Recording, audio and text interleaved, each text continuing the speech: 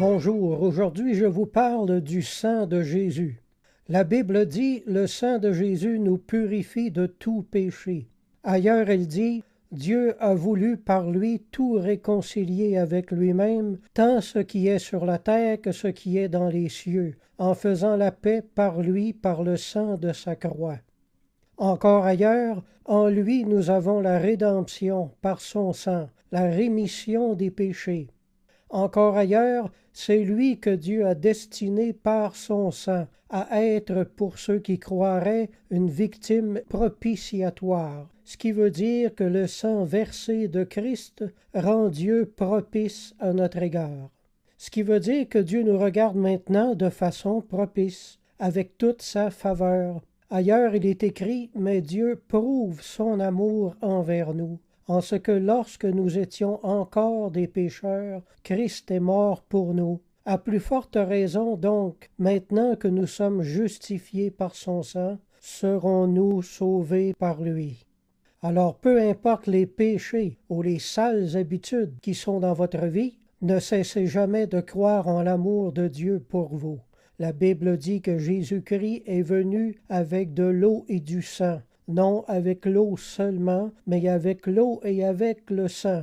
Ce qui signifie que le Christ n'est pas seulement venu nous purifier de petits péchés, des péchés véniels, où l'eau de notre baptême suffirait, mais de ceux qu'on appelle mortels et où le sang entre en opération. Alors si vous êtes aux prises avec des péchés très graves qui ont en vous de profondes racines, rassurez-vous, aucun péché ne résiste au sang du Christ. Serait-ce même le meurtre, le sang de Jésus est suffisamment puissant pour vous le pardonner. Renonçons à nos péchés et fuyons ceux qui nous induisent dans le mal. Vivons pieusement durant notre passage sur la terre. L'imitation de Jésus-Christ procure la vraie joie de vivre, celle qui est intérieure. Notre monde nous tente par des choses temporaires, mais Dieu va nous satisfaire de biens spirituels éternels. Alors venons à Jésus-Christ comme nous sommes, avec tous nos défauts, avec tous nos problèmes, avec tous nos péchés. Pire qu'on est, plus Jésus-Christ nous veut. La Bible dit « Jésus prit ensuite une coupe, et après avoir rendu grâce, il la leur donna en disant « Buvez-en tous, car ceci est mon sang, le sang de l'alliance qui est répandu pour plusieurs pour la rémission des péchés. » Allez dans une église là, et prenez la Sainte Communion. Entrez en alliance avec votre Dieu. Saint Augustin disait « Ce que notre Seigneur a perdu en beauté sur la croix, nous l'avons gagné. » En effet, c'est la difformité de Jésus crucifié qui fait maintenant la beauté de nos âmes. Elles étaient toutes défigurées, mais lavées dans son sang divin, elles deviennent toutes pures et toutes belles.